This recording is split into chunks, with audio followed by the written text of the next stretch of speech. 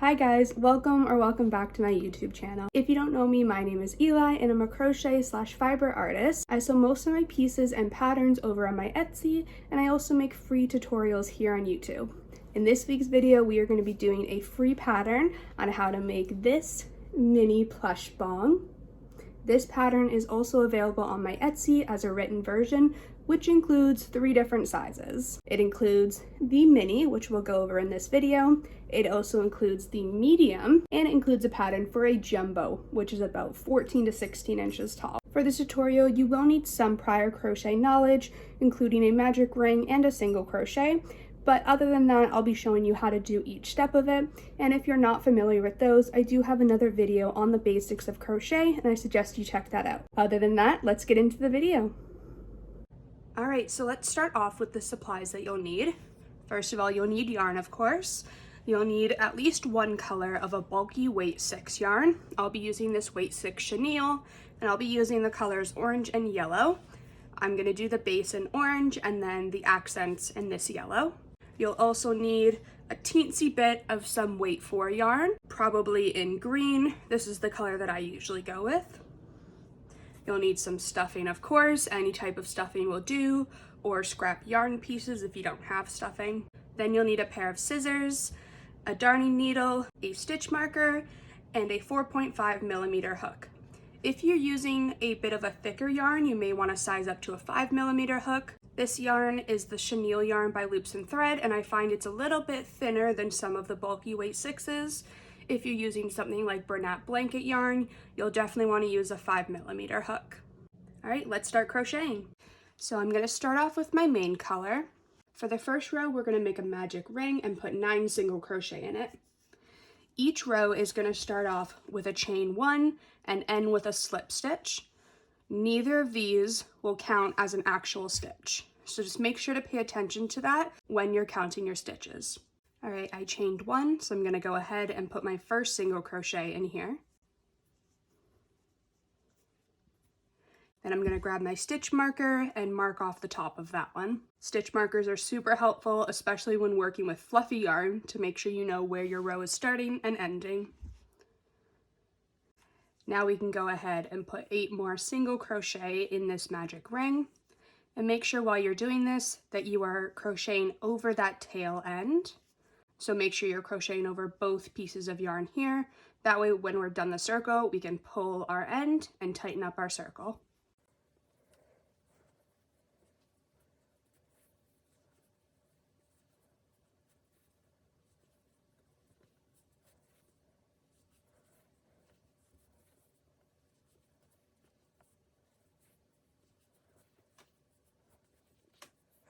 I've got 9 single crochet, so I'm going to pull my end now to tighten up that magic ring. And just make sure you're pulling it tight, but not too tight, because you don't want to break that piece of yarn. Now we're going to slip stitch to that starting stitch and chain 1 to start the next row. For round 2, we're going to do an increase in every single stitch for a total of 18 stitches. So I'll go ahead and put my first single crochet, grab that stitch marker and move it up.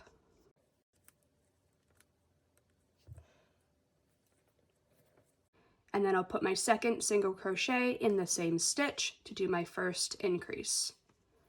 Then we're going to do an increase in the next 8 stitches.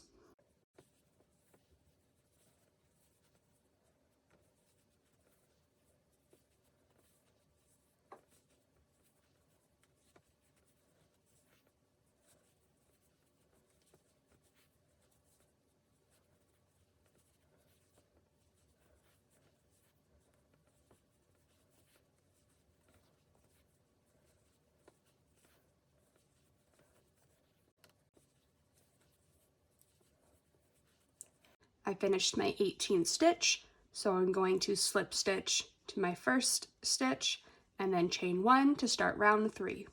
For round 3, our pattern is going to be 1 single crochet, 1 increase. So I'll do my first single crochet, grab that stitch marker,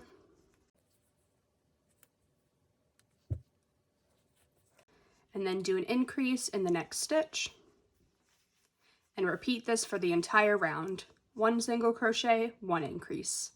I just placed my last stitch, so I'm going to slip stitch to end this round and chain 1 to start the next round. For the next 4 rounds, we're going to place 1 single crochet in each stitch to continue to have 27 stitches per round. I'll meet you guys back after round 8. Alright guys, I'm back after round 7 with this nice bowl looking shape. We're going to move on and start round 8, which is going to be our first decrease round. So we'll start as usual with our chain 1. We're going to do a single crochet in our first stitch and then a decrease in the next stitch. My preference is to do the invisible decrease, so if you don't know how to do that, I'll show you right now. To do an invisible decrease, we're going to be working first into the front loop only of both stitches that we want to decrease.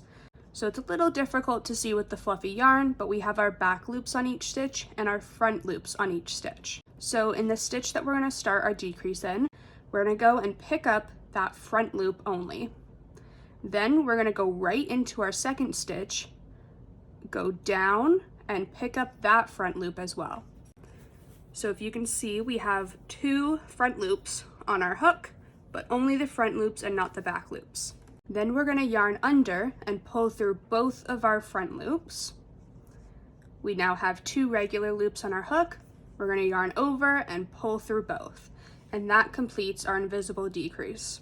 This is going to be our pattern for the entire round. So we're just going to continue with a single crochet and then a decrease, and this will get us down to 18 stitches. All right, I just placed my last decrease, so I'm going to slip stitch to end my round and chain 1 to start round 9. For round 9, we're going to do the exact same pattern again, a single crochet and then 1 decrease, and this is going to get us down to 12 stitches. All right, I finished round 9. At this point, we're going to pause crocheting and start stuffing our piece. When stuffing the piece, we don't want to overstuff the base of it because we want it to be able to stay flat on the bottom and be able to stand up on its own. So while stuffing, I'm going to make sure I put a lot of stuffing around the edges so that the sides poof out nice and round, but I'm going to be careful not to put too much at the bottom because I don't want it to poof out at the bottom. I want that to stay flat.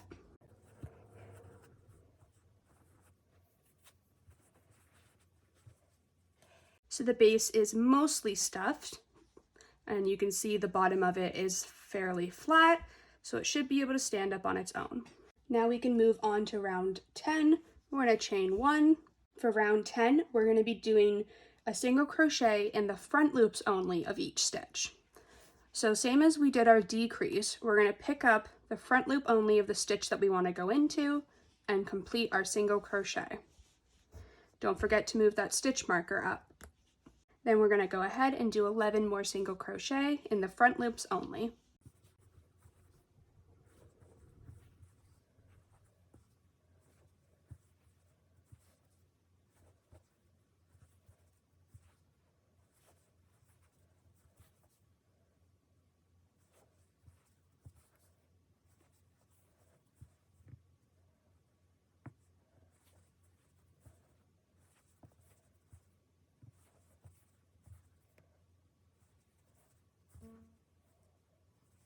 Alright, so that is round 10 done. For the next 6 rounds, rounds 11 to 16, we're going to place 1 single crochet in every stitch to continue to have 12 stitches per round. You'll want to stuff this part as you go every few rounds, so that way you can get the stuffing evenly distributed throughout the chamber. I'll meet you back in a couple rounds and we can stuff it. Alright, I just finished off round 13, so I'm going to pause here and add some stuffing to the chamber. For this part, you can stuff more generously than we stuffed the base, because we want the chamber to be fairly firm. Now that these rows are stuffed, I'm going to finish up to round 16 and meet you back after. Alright, round 16 is complete. For round 17, we're going to be doing some decreases to close off the top. So if you need to stuff your piece anymore, you'll want to do this now, because after this round, you won't be able to stuff it anymore. For round 17, we're going to start with a chain 1 as usual, and we're going to do a decrease in the back loops only of each stitch. So to do a decrease in the back loops only, we're going to pick up the back loop of our first stitch, and then we're going to go up and pick up the back loop of our second stitch. Then we're going to yarn under and pull that through, and then complete our single crochet decrease. Then we'll do this 5 more times to complete this round.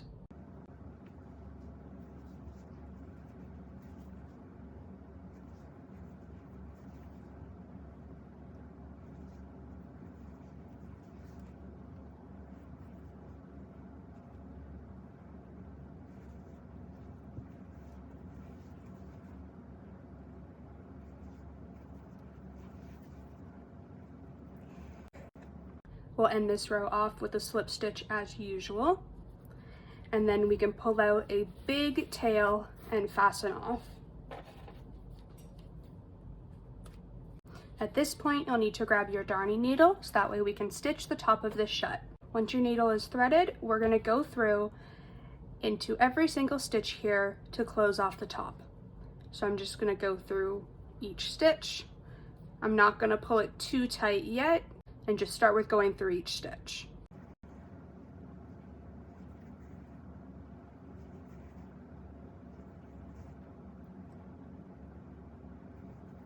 Once you've gone through all 6 stitches, you can then pull it tight, and that'll close off our top. Now we want the top of this to be flat and not poking up how it is right now. So I like to take my needle and go back into my piece and out the side and pull this tight, and this will help pull the top down.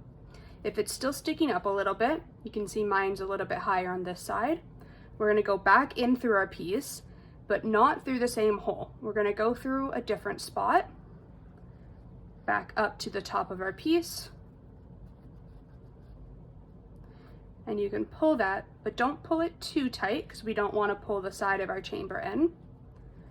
And then we're going to go back down, back out, and pull this fairly tight to make sure the top is not sticking up.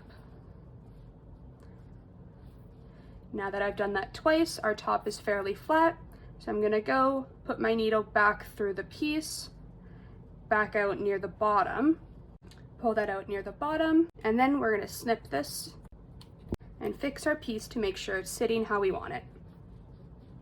So now the base of our plushie bong is done. If you're using a second color, we're going to move on to that second color now. If not, you can keep the original color you've been using. What we're going to be doing is adding an extra row on top here to create that rim on the top of the bong and make sure that the top is still flat. Alright, so grabbing your color, we're going to start with making a slip knot, and then we're going to fasten this onto the top of our piece. I like to start this where I ended my last row, so I'm just going to pick up the front loop only of really any stitch, but around where I ended it. And then I'm going to pull the loop through, and then I'm going to chain 1, and now my new yarn is attached. For this row, we're going to be doing a bobble stitch in every single stitch. The bobble stitch that we're going to be doing will be a 2 double crochet bobble stitch, so I'll show you how to do that if you're not familiar with it. To do a bobble stitch, we're going to start by yarning over, and then we're going to insert our hook into the stitch that we want to work in. I'm going to be working over my end as well, so I don't have to weave that in later. Then we're going to yarn over and pull up a loop to around the same height as the other 2. Then we're going to yarn over again, go back into the same stitch, yarn over and pull through, and pull that up. Now we should have 5 loops on our hook. We're going to yarn over and pull through all 5 loops to complete our first bobble stitch. And then we're going to continue this for the entire round, 1 bobble stitch in each stitch. Alright, I just finished off my 12th bobble stitch, so I'm going to slip stitch into the top. And then we're going to pull up a long tail and fasten off. You can weave this tail in right away or leave it to the end. All right, our bong is almost done now. All we need to do is make the bowl and the flower for the bowl. So we can set this aside for a minute. We're going to start this by making a magic ring and then putting 4 single crochet in. So I'll start with my magic ring and my chain 1. I'm going to place my first single crochet and then add my stitch marker and then do 3 more single crochet.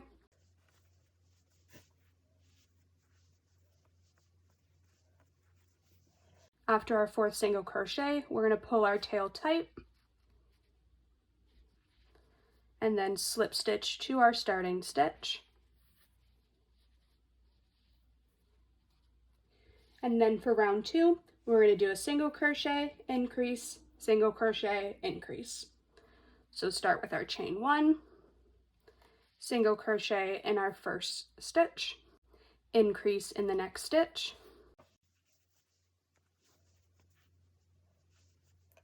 single crochet, and increase in the last stitch.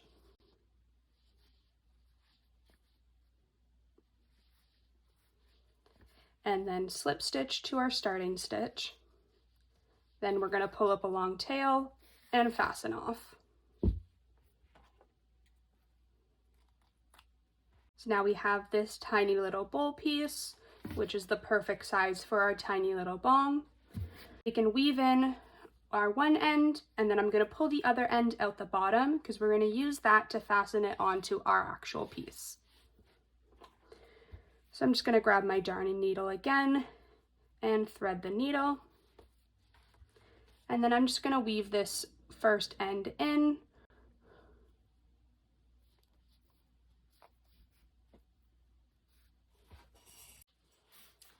And then I'm going to thread the needle with my other piece of yarn and just pull this through the bottom of our bowl. So I'm just going to poke that through the middle and pull that out. Now before we attach this onto our bong, we're going to need to make the little weed to go inside the middle. So we'll put this aside for a minute. And we're going to grab our little piece of green yarn. Now to make the weed for the bowl piece, we're going to start with a slip knot. And then we're going to go ahead and chain 6. And then we're just going to pull our yarn through our last loop, pull it tight to fasten off, and then we're going to put down our hook and grab our needle. Using our longer end, we're going to thread our needle, and we're going to put this back through the chains to turn it into a little round piece. So first we're going to go through into this middle chain, so just the 3rd one. I'm going to pull that down and pull it tight. Then we're going to go back up through our first chain. So our first chain is right here where our yarn is. So I'm going to go up through that chain, and then I'm going to grab the end, our 6th chain, and go up through that one. And then I'm going to pull this tight. And now we have a little circular piece. If it's not circular how you like it, you can go through the stitches a couple more times until it's round enough for you. This works for me, so I'm going to take this and tie the 2 pieces together so that way it's nice and tight.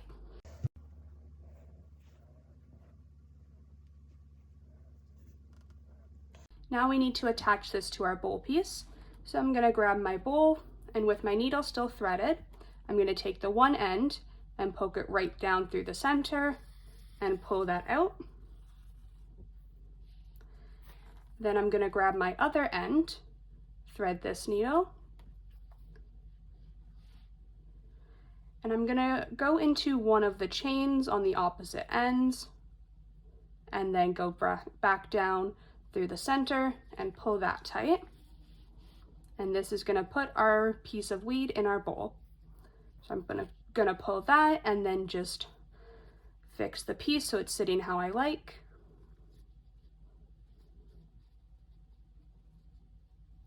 If it's not sitting tight enough, what you can do is just take your yarn again, go back up through, grab a loop, and go back down the bottom until it's sitting how you want it to.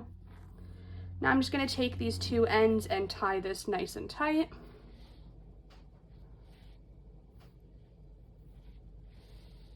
And then I'm going to snip these, so that way we only have the tail left that we're going to use to attach it to the bong. All right, now that we have our bowl piece and our bong, we're going to attach this to our bong. I like to pick the nicest looking side of my bong to attach it to. So you can see my bobble stitches looked a little bit weird here where I started my round, and you can see that we have this line here where we started and ended each round before. So I'm going to flip it over to the opposite side and attach my bowl in the front here. We're going to attach it between round 7 and 8, so right on the middle here. So I'm going to thread my needle and start sewing this on.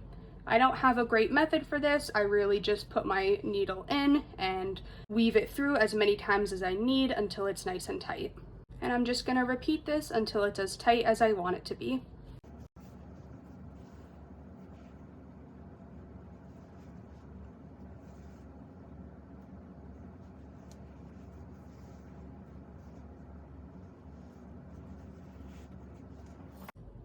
And now we have a completed mini bong. Now you can add things to this if you want to make it more interesting, like using a complementary color how I did here, or you can add some little things like hearts, stars, a big bow on the back. I've seen some with leaves all over them, or using sparkly yarn. You can do a whole bunch of things to make it as creative as you want, or keep it as plain as you want. Alright, and that wraps up our tutorial. If you watched this all the way to the end, thank you so much for supporting my channel and trying out one of my patterns. I do have a lot of other patterns available here on my YouTube, and like I mentioned at the beginning of the video, I do have a written version for this pattern, which includes a total of 3 sizes over on my Etsy, so don't forget to check that out. If you are planning on posting your plushies, don't forget to tag me because I would love to see what you guys create. And if you are planning to sell them, don't forget to credit me as the pattern designer. Thank you again for watching this video and supporting my channel. Don't forget to like and subscribe, and I'll see you guys next week.